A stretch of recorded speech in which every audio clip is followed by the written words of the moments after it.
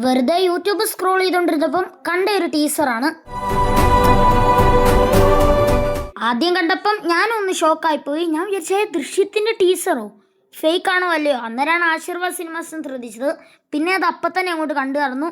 ദേ ഈ വീഡിയോ ചെയ്യാൻ ഇങ്ങോട്ട് വന്നു. ദൃശ്യം ഫസ്റ്റ് പാർട്ട് സെക്കൻഡ് പാർട്ടും എങ്ങനെ തന്നെയാണോ അതേപോലെ തന്നെ പക്ക ക്വാളിറ്റി തന്നെയാണ് അവർ ഈ ഒരു പടം എടുത്തു വെച്ചിരിക്കുന്നത്. ഒരു 4ാം ക്ലാസ്സുകാരൻ, ഒരു സാധാരണക്കാരൻ, ഒരു നാട്ടുംപുറത്തുകാരൻ, അയാൾ പിന്നെ ബോക്സ് ഓഫീസ് തൂക്കി അടിക്കാനായിട്ട് വരികയാണ് ഗൈസ്. ഉറപ്പാണ് ഈ ഒരു പടത്തിന് പോസിറ്റീവ് റെസ്പോൺസ് കിട്ടിയാൽ ജോർജ് കുട്ടി തൂക്കി അടിക്കും ഗൈസ്. ഇപ്പം നമ്മൾ ആ ഒരു ടീസർ എടുത്ത് നോക്കുവാണെങ്കിൽ തന്നെ ദൃശ്യം 3 എങ്ങനെയാണോ അതേ രീതിയിൽ തന്നെ ആ ഒരു ഇമ്പാക്റ്റ് ഈ ഒരു ടീസർ ഉണ്ടാക്കാൻ നമ്മുടെ ജിത്തു ജോസഫിന് കഴിഞ്ഞിട്ടുണ്ട് ഗൈസ്. എനിക്ക് തോന്നുന്നു ഞാൻ ഈ ഒരു അടുത്ത് കണ്ടതിൽ one of the best teaser എന്ന് തന്നെ നമുക്ക് ഇതിനെ വിളിക്കാം ഗൈസ്. ഈ ഒരു ടീസറിൻ്റെ അകത്ത് തന്നെ അവർ 3 കാലഘട്ടം കാണിക്കുന്നുണ്ട്.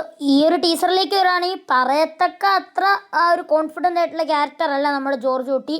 ചെറുതായിട്ട് പേടിയും ആശങ്കയും അല്ലെങ്കിൽ ആ ഒരു കോൺഫിഡൻസ് ആ ഒരു മൊത്തത്തിൽ നഷ്ടപ്പെട്ട ആ ഒരു ലെവലിലേക്ക് എത്തിപ്പെട്ടു ഗൈസ്. പിന്നെ ജോർജ് കുട്ടി പറഞ്ഞ അനുസരിച്ച് കേസ് അന്വേഷണങ്ങളും പിന്നെ ഇൻവെസ്റ്റിഗേഷനും ഒക്കെ നന്നായിട്ട് തന്നെ സിനിമയിൽ കാണിക്കും. പക്ഷെ ട്വിസ്റ്റ് ഉണ്ടായില്ല എന്നാണ്.